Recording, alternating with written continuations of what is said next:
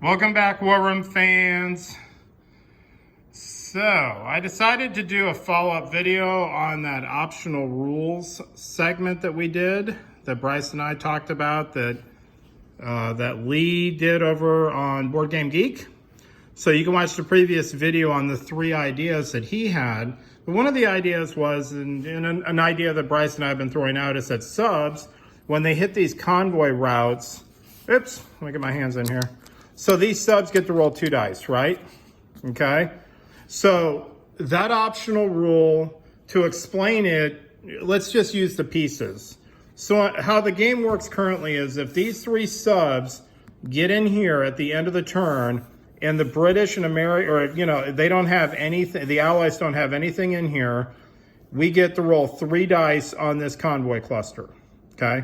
That's how the rules currently stand. So one of the optional rules we had is if your subs, based on the out-of-the-box rules, are able to hit a convoy, instead of rolling 1 die each, they get to roll 2 dice. So in this example, if you use that optional rule, you would get 6 dice against this convoy. Okay? That was one idea.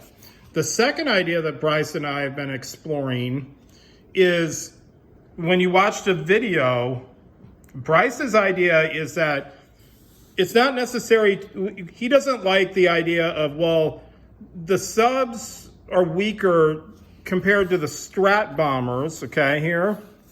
Oops. So the strat bombers compared to subs when it comes to strategic warfare are way overpowered in comparison to the subs. So his idea was, well, instead of making subs more powerful, let's make the bombers a little bit weaker on the strat bombing, okay?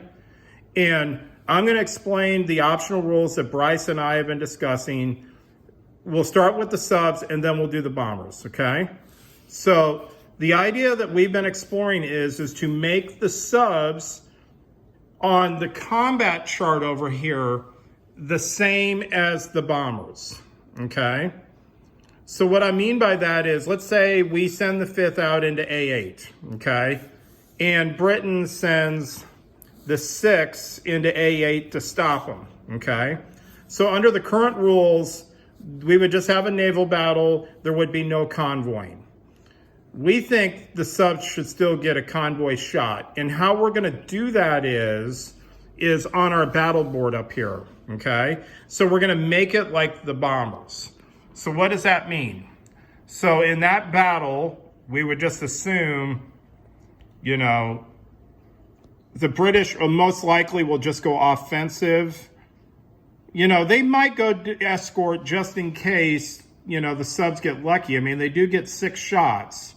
So, if they had a lot of luck, although remember up here, the British would have force advantage. So, I mean, they would have to roll 3 natural reds. So the chances of them actually sinking that battleship are very remote. I mean, that's a 1 in 12 shot is basically hitting a battleship with subs. So here's how it's going to work. So here's the idea behind this, okay?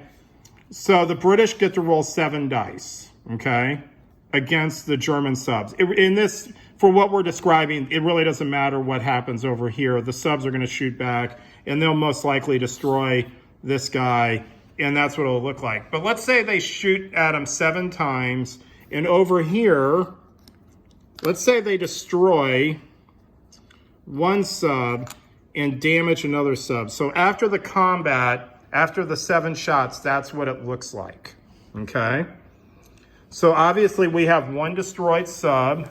This sub goes to the dive, okay? So he's up in the dive, okay? So we got 1 sub left, okay? So the combat's over. So what we do is we transfer the dive one back. We transfer this guy back, okay? But we remember we had 1 sub make it through, okay? So on the board, we could represent it like so, like he dove, so he's out, but this guy made it through on the convoy, okay? So that guy, after the naval combat, he gets 1 die against that cluster, okay? So you got it? So if after naval combat is resolved if you have any subs, okay, that survive the combat, they get to shoot at the clusters. This does not apply, this optional rule that we're discussing does not apply to any of the other ships, okay? It doesn't apply to the planes. So if, let's just say, the Germans in this example down here also had a cruiser out here, and the cruiser survived the combat. So we had a cruiser and a sub left. Only the sub will get to shoot at the convoy route. In this example, this is where we're at. It does not apply to any other piece on the board, okay? Only the subs get to take a shot. So that's how it actually works in, showing you the physical mechanics. So let's flip it over here. And once again, let's talk about the air, so we can get a comparison. So let's say the Germans come in with 3 strats and Britain only has 2 fighters, okay? And they're coming in on strat bombing, okay? So the 2 fighters are gonna go into anti-air, obviously, and the 3 German bombers go into the strategic warfare, okay? So here's the optional rules. Now remember, guys, if you watched the video, the idea is we're going to make, the rules are designed to make subs and bombers equal in the eyes of the rule book. So now the bombers play by the same rules as the subs. So technically up here, this damage one here, if you implement that rule, this column right here actually should say abort. You could, if you're really ingenious, you could like make a sticker, if that's going to be a permanent optional rule, that column is no longer damage, it's called abort, okay? And it works the exact same way as the subs. So the planes over here, they get 6 shots on our bombers, okay? Let's just say they got a fortuitous roll, they destroy a bomber, 1 bomber is damaged, and there's 1 left over, okay? So after that first batch of 10, just like the subs, this guy's aborted, he goes home, okay? That guy gets into Britain, and he gets the strat bomb.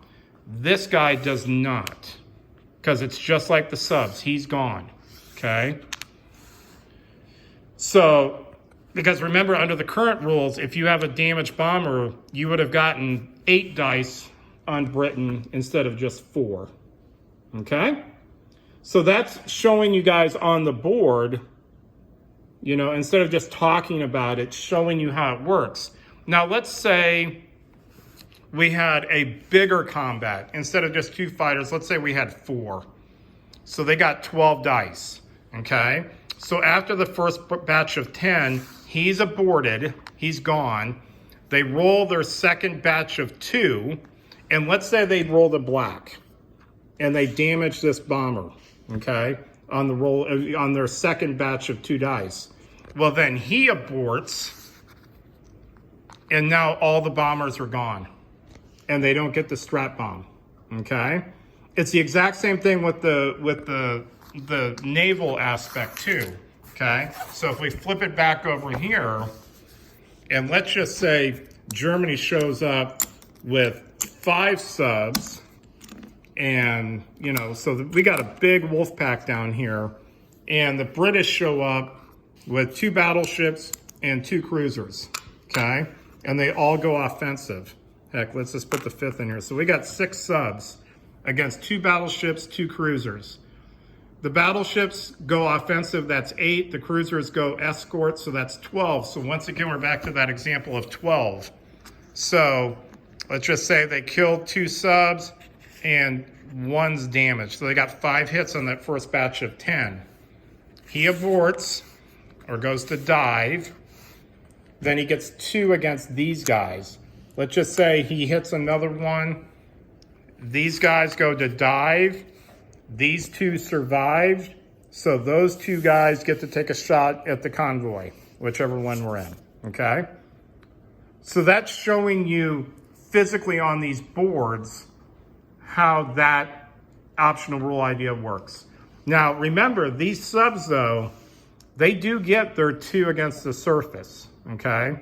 It's just if there's any subs left in this column at the end of the battle, and if they're in a convoy, whatever isn't damaged and survived gets to take a shot. Just like the bombers, okay?